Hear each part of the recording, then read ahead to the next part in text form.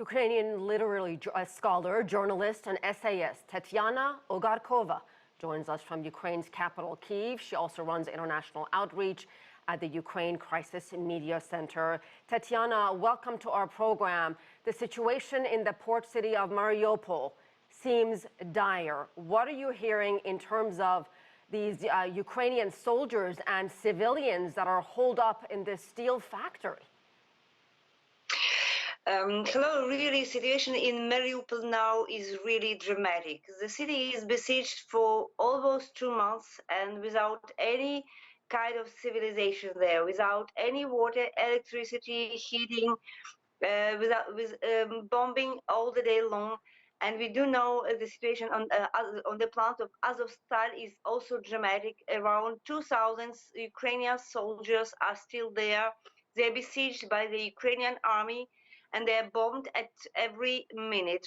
So the city is blocked so that civilians are not able to go out of the city. Yesterday there were 3 buses who succeeded to go to Zaporizhia, and we've seen these images of exhausted people really who went through the real hell. And we have a lot of testimonies of people who are moving towards Russia, because Russia is also executing these forced evacuations, what we call deportations of people to Russia. And they pass through a kind of filtration camps, what they call filtration camps. It means that they are interviewing people. I mean, women, children are over 14 years old, and men for sure.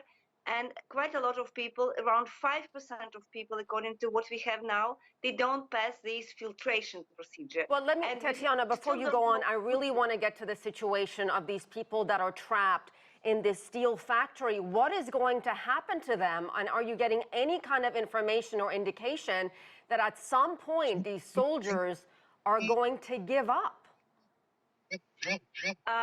What we receive from them, their messages are quite clear. They will never give up. So they will be there in the plant.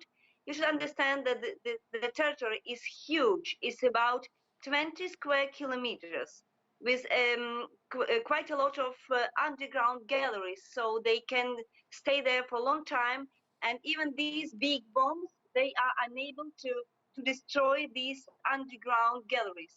So they have no food, they have no water, they are drinking technical water, but they will not give up. So their message was clear to the president and to the Ukrainian people. They will be still there until it's possible. Tetyana, as you know, Ukraine has accused Russia's actions, basically saying it amounts to war crimes.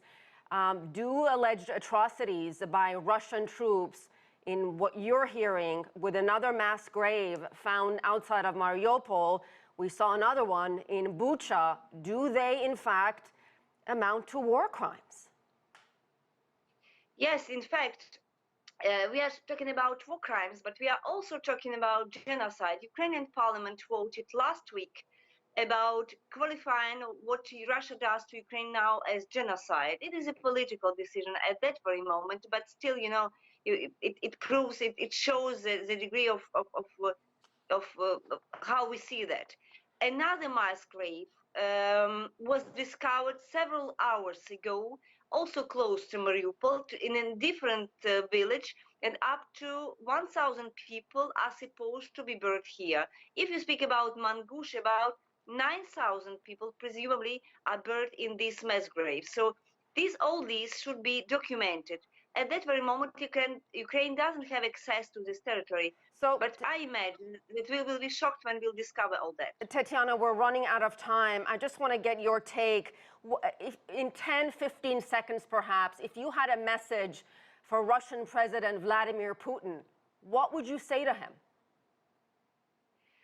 I would say, stop this war right now. It will not be ever better for you and for your army and for your country.